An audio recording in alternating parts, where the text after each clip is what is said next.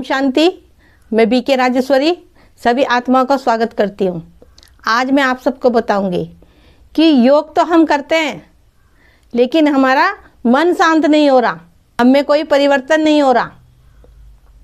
बच्चे ऐसे भी कहते हैं कि योग तो हम डेली करते हैं लेकिन परिवर्तन नहीं हो रहा, कुछ हमारे जीवन में कुछ चेंज नहीं आ रहा। तो ऐसा क्यों हो रहा है? तो देखिए, आप योग करिए, आप योग डेली करिए और बिल्कुल निस्वार्थ, कोई स्वार्थ नहीं कि मेरा मन शांत हो जाएगा या मेरे में कोई परिवर्तन आ जाएगा।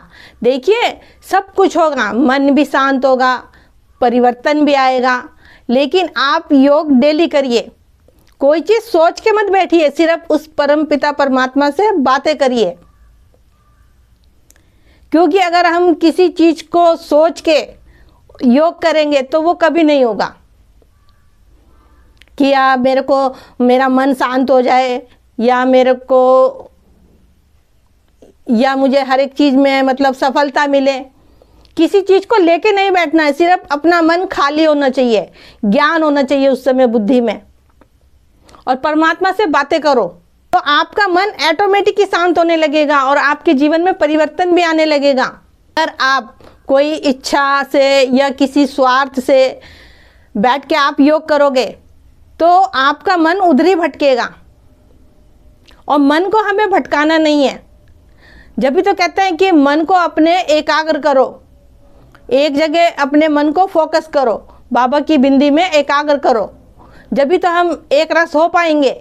और नहीं तो मन के अंदर व्यर्थ की बातें, चाहे व्यर्थ की बातें और सोच तो फिर मन के अंदर चलेगी। योग करते समय हमारे मन के अंदर सिर्फ ज्ञान हो बस, और बाबा हो बस, सुदर्शन चक्र फहराते रहो। और देखिए, और आत्मा का पाठ पहला है कि आप पक्का करें कि मैं आत्मा हूँ, क्योंकि जब तक आत्मा का पाठ पक्का नहीं होने का, जब भी योग नहीं लगने का, मन के अंदर व्यर्थ की बातें बहुत आएंगी। तो सब में ज़रूरी है कि अपनी आत्मा का पाठ पक्का करें, क्योंकि जब आत्मा का पाठ पक्का हो जाएगा और परमात्मा पे नीचे हो जाएगा और ज्ञान आपकी बुद्धि में रहेगा तो योग तो ऑटोमेटिक ही लगने लगेगा। और व्यर्थ की बातें भी देखो, धीरे धीरे ही हम किसी चीज़ में सफल हो पाते हैं। तो इसलिए कहती हूँ कि धैर्य रखें और आगे बढ़ें, क्योंकि हमें तो भगवान स्वयं पढ़ा रहा है, तो आपको भला सफलता क्यों नहीं मिलेगी।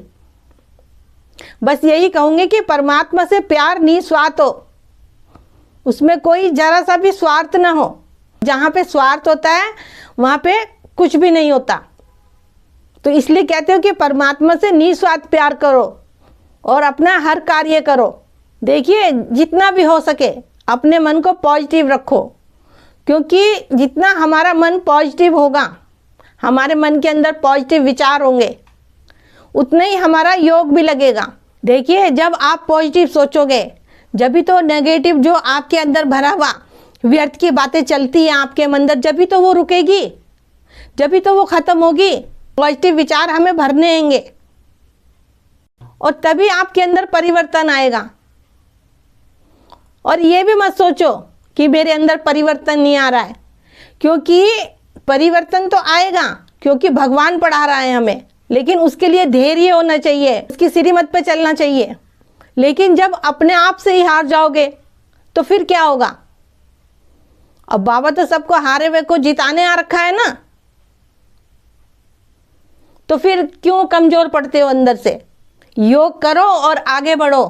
देखिए, योग करते समय मन के अंदर विचार आते हैं, लेकिन जब डेली आप योग करोगे तो ये विचार भी ऑटोमेटिकली धीरे धीरे खत्म हो जाएंगे, क्योंकि आपका जो मन है वो एक जगह एकाग्र हो जाएगा।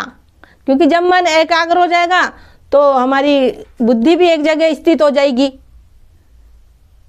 लेकिन उसके लिए ज्ञान अपनी स्मृति में हो ना, तो यही कहूँगी कि अपने योग को ज़्यादा से ज़्यादा बढ़ाओ, क्योंकि जितना जितना आप योग करोगे उतना आपका मन भी शांत होगा और आपका मन एक जगह एकाग्र होगा। और जब आपका मन एकाग्र हो जाएगा तो आप व्यर्थ की बातों से मुक्त हो जाओगे और आपके जीवन में परिवर्तन आना शुरू हो जाएगा धीरे धीरे। तो मेरा आज की वीडियो का बनाने का यही उद्देश्य है कि मैं आप सबको बताऊं, अगर आप रोज़ योग करते हो और आपके जीवन में परिवर्तन नहीं आ रहा तो आप क्या करें? तो ठीक है, फिर चलती हूँ, कल फिर मिलूंगी कोई नए टॉपिक के साथ। जब तक के लिए ओम शांति, ओम शांति।